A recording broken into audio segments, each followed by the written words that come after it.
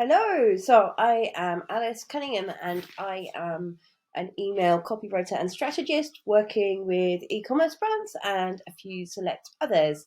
So today I am going to take you through, in this mini email audit, I'm going to take you through Tommee Tippee's emails. Now, if you're not familiar with them, they are a kind of parenting and baby brand.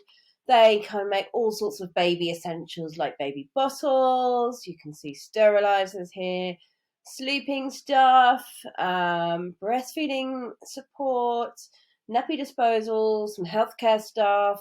So yeah, a lot of stuff to do with baby feeding, and a few other things. So let's have a look. They've got a nice looking website, but I am looking for somewhere that I can sign up for their emails. Okay, so this 15% off your first order. So I'm going to assume that that is probably an email sign up there. Let's just take a look and see if there's anything anywhere else.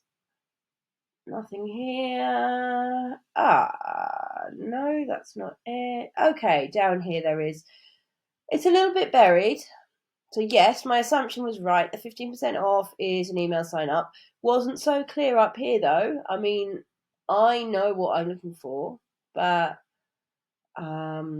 yeah, it's a bit hidden, and then down here you have to scroll all the way down to find it. They could perhaps have put they could use a pop-up. I know pop-ups can be a little bit annoying, but they obviously are quite difficult to miss. I would also be tempted to put a embedded form down here instead of having to click through. But let's also just check out this copy. Sign and subscribe to the newsletter to receive exclusive discounts, offers, hints, tips. It's a little bit general, right? I mean, they're telling me about the 50% off, which is great, but offers, hints, tips, discounts, it's a lot of stuff. I would maybe try and just focus on what's all that stuff going to get me? Like, is that going to make my parenting life easier, for example? Try and give a bit more of a clear benefit rather than just hitting me with a load of words. Okay, let's have a look through here. Sign up. Okay, so this is really interesting. So as well as the 15% off, you also get this bundle here. So that's quite cool. I quite like this. This is almost like a starter kit, I guess, for babies. You've got a nappy bin, a sleeping sack, and 2 bottles. It is a little bit confusing though, because I've clicked through here because I'm wanting this 15% off they promised me, and they're kind of hitting me with 2 different offers. I wonder, I would have maybe kept one of those back as a special surprise offer to send people in the very first email that you sent them, perhaps, or maybe not in the first one, but early on in the process, because it's just a bit like, I don't know, it's a little bit confusing. I would stick with one offer that you think is the best way to get people to sign up, rather than hitting them with multiple things at once. That said, I would probably try and avoid doing a discount altogether. I think the problem with offering discounts from the off is that you are training people to expect discounts from you. I think that this bundle is probably a better and less likely to do that than the 15% off. But I would still consider, if I was them, I would consider maybe, access to kind of exclusive, helpful parenting content. Maybe a guide that will help you through whatever stage you are at in parenting. So, I mean, we'll have a look in a minute, but I'm going to assume that they're going to ask me, yes, they are, they're going to ask me whether I'm pregnant, I have a newborn, I have an infant, or I'm shopping for gifts. So it would be really easy to send people some targeted content that's really, really super helpful for the stage that they're in now. So if you were sending, for pregnant people, you would send, I don't know, like a guide to the first few weeks. For people who have a newborn, you would maybe, you talk about, how to get through like till 6 months, or the things you might need, whatever you need for the next kind of stage of having a baby. I mean, you'd want to, that's very, very off the top of my head, you'd want to do some serious proper research to find out what would be the best thing for people to have. But yeah, I would be inclined to see if something else might work better, so you're not getting people to expect a discount. I do like the bundle though, and I wouldn't, the only thing with that, of course, is that that's only really useful for people with a new baby. So anyone with an older baby, that's not going to be such a useful thing. And that might be why it's not their main offer. But yeah, perhaps again you could target different things at different groups of people. I'm not sure. There's different ways that you could do it. But yeah, this isn't necessarily going to be useful for everyone, although it is a nice offer. So we've signed up here, we've chosen our stage, and then what happens? We come to this email, which I've got images off at the moment just to see. As you can see, yeah, at the beginning of the email doesn't look great with images off, so that's something to always consider. What your emails will look like for people who have their images turned off, which is quite a decent proportion of people. So let's turn those on. Okay, this starts to look a lot better now. Welcome to the family.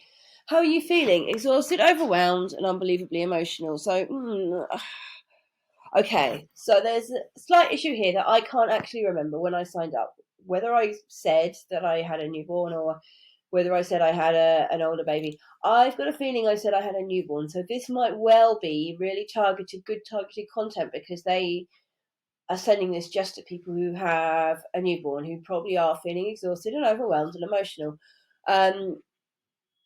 But I might go through this process again and see if I'm right that that's targeted, because if they're sending that to people who have like toddlers, they probably don't feel like that right now. They probably feel a little bit different, So yeah, it would be interesting to know how much that's targeted, and I might check that out as an experiment to see.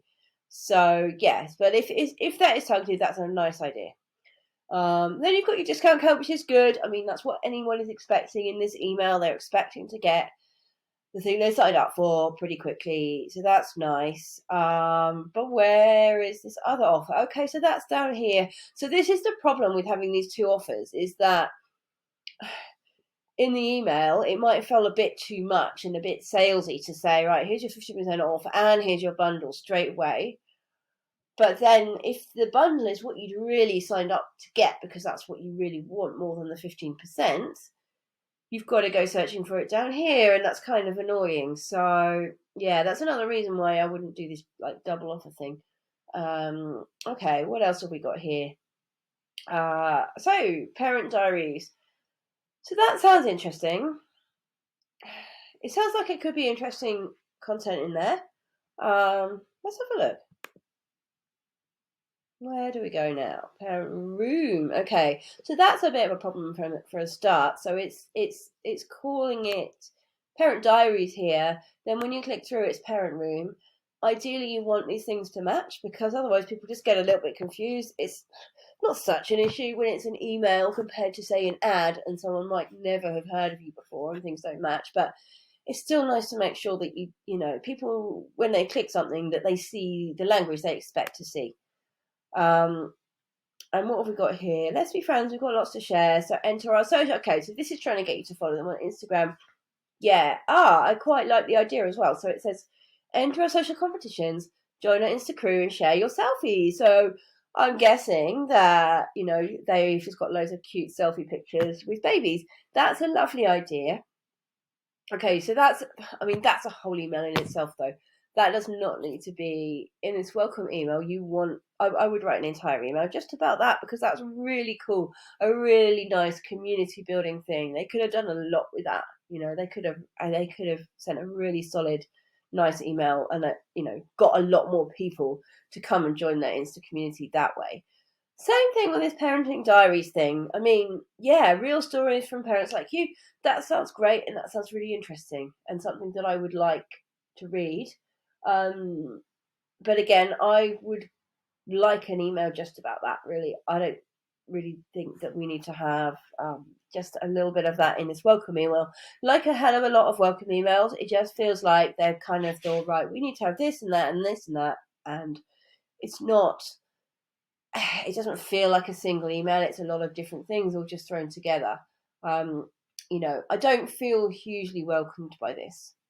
it's not awful by any means, but I think they could have welcomed me a little bit more. Um, so what's interesting about that as well is, so I signed up for this on the 16th of January. Now it is now the 12th of February, so nearly a month later, and I've heard nothing else from them. So this is the only email that I got. So there is no welcome sequence here. I haven't even been sent any non-welcome sequence marketing emails at all. Now, I wonder if that's because I haven't bought, and maybe if I'd been a buyer and I had used this 15% offer, or I used this offer, perhaps then I would have been put in a welcome sequence. But your welcome sequence can do two things. It can persuade people who haven't bought yet to become buyers, and people who have bought, to then kind of become your fans and to hopefully become repeat buyers.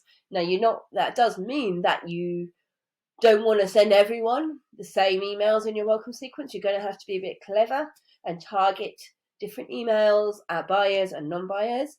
But you can absolutely have a welcome sequence that allows you to target both groups and to genuinely bring them into your brand, show them what you're all about, show them why they should care. So yeah, they could have. They're missing a huge opportunity here, particularly because they're also gathering this really useful information about what age of baby someone has got, or whether they're just buying for gifts, and then you can send them targeted email right from your welcome sequence onwards, because you've already got some really valuable data about them. So that's a shame. The other thing that hits me about this is that there is no deadline on this code, or if there is, they haven't told me about it. And that's a shame, because there's not really any urgency to use it. And because I also have not got another email from them, I'm probably going to just forget about this, and I'm not likely to use it, because the chances of me being kind of completely ready to go and buy something and get my 15% off just at that exact time I signed up for their list, probably not that high, So yeah, I'd be interested to know how many people actually use this code compared to people that sign up, and how many people actually take up this offer as well. So yeah, I think that's about it for this one. Yeah, really, really surprised that they haven't sent me anything else. I'm gonna see. If anyone who's watching this has signed up for Tommee Tippee's emails and they got a different welcome email to me, let me know. I'm gonna maybe do some experimenting, because I'm intrigued now, whether this is a personalized thing or not at the beginning here. But as ever, if you have any other brands that you would like me to cover, I do love covering parenting brands in these little bite-sized audits. So, but it doesn't have to be parenting. So yeah, let me know if there is something else you would like me to talk about, and I will see you soon with another bite-sized audit.